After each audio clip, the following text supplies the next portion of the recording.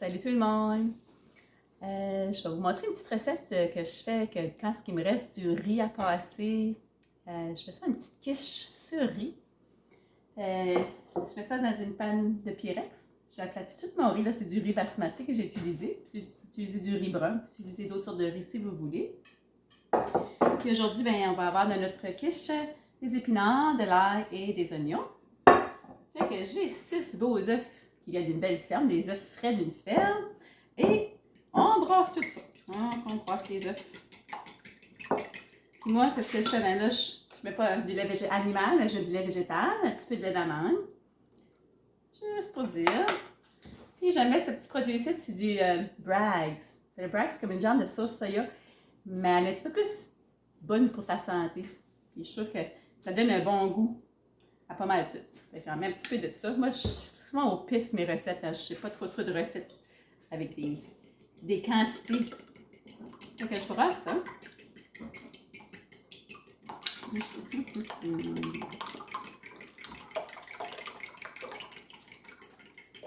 Après ça que j'ai brassé ça, je vais aller cuire mes légumes dans la panne. J'ai préparé ma panne. J'apporte mes légumes par ici. C'est ça que les angles ne sont pas tous dans la même place, là, mais c'est ça. Je mets un petit peu d'huile de piquet de raisin, d'huile d'olive dans ma panne.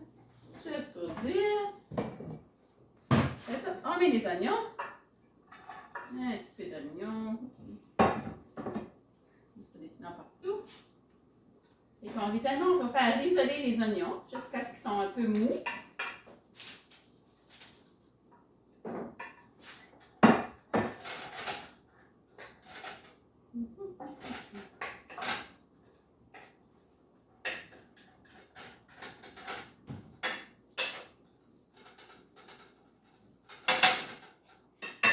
J'attends ma panne à chauffe, là.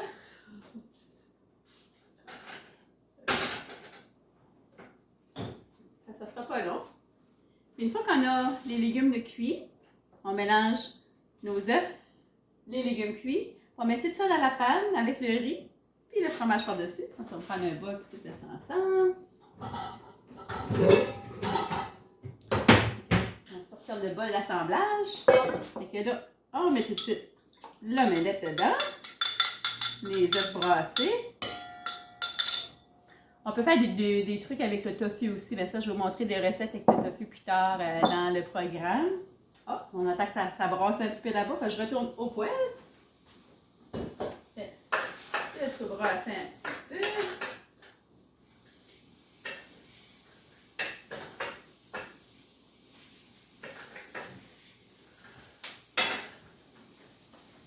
Donc, quand on parle des aliments qu'on utilise ici, donc on parle du riz basmati ou des familles des riz, ça fait partie des familles des céréales entières.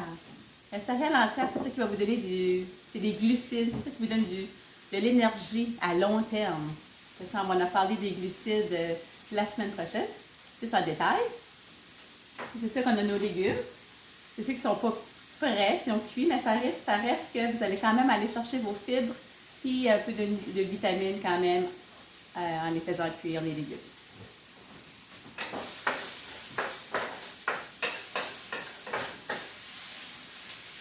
Ça commence à aller pas plus.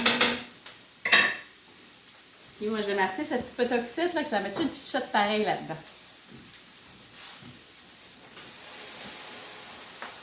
Là, on voudrait mettre un petit peu de sel, le poivre, pour le sel. J'ai cherché ce sel-là, c'est un sel rose, c'est un sel de mer. Le poivre, c'est du poivre entier que je grind. Donc, on va mettre un petit peu de sel, un petit peu de poivre.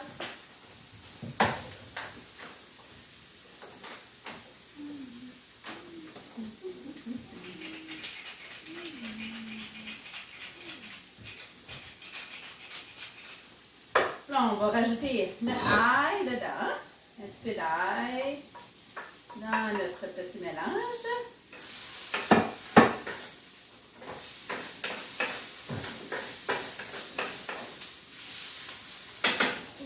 Puis on rajoute nos épinards.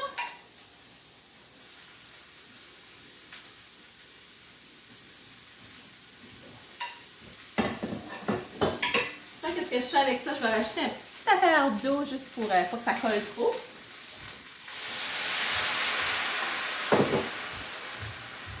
Embrasse encore.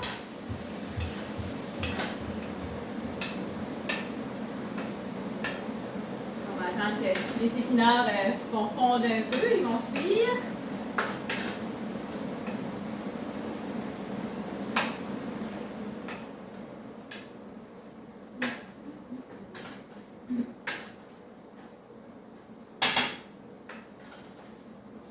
Ce qui est le fun avec ces petits repas-là, c'est que ça va en faire 8 portions dans la panne.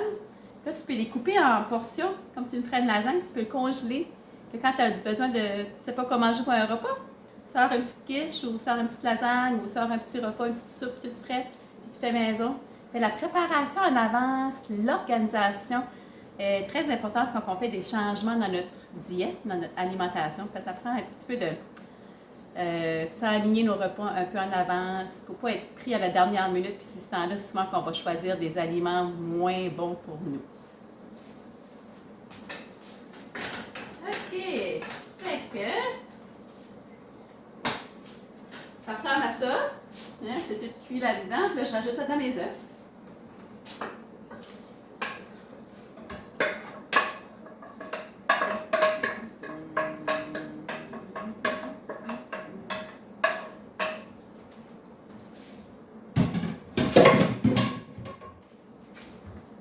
Embrasse un peu. Et après ça, on rajoute ça dans notre mélange de riz. C'est comme ça.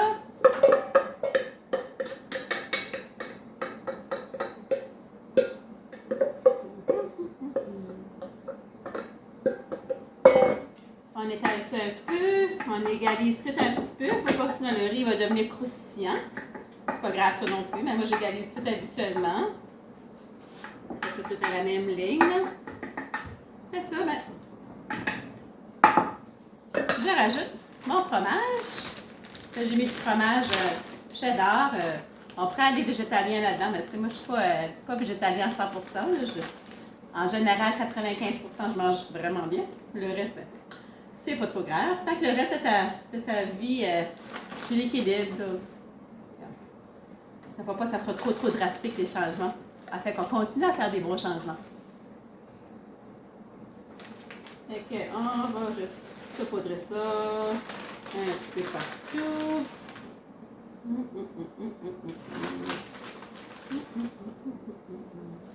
Le fromage, je ne veux pas, ça reste une protéine. C'est une protéine du règne animal, mais ça reste que c'est une protéine qu'on a besoin quand même. Les œufs aussi, c'est une protéine. C'est juste la quantité qu'il faut faire attention quand on consomme, pas juste les produits du règne animal, mais quand même beaucoup du règne végétal. Ah, ça fait pas. On va finir ça. On met ça là-dedans. Puis, on a mis le four à 350 degrés. On met ça à peu près une trentaine de minutes. Puis, le tour est joué.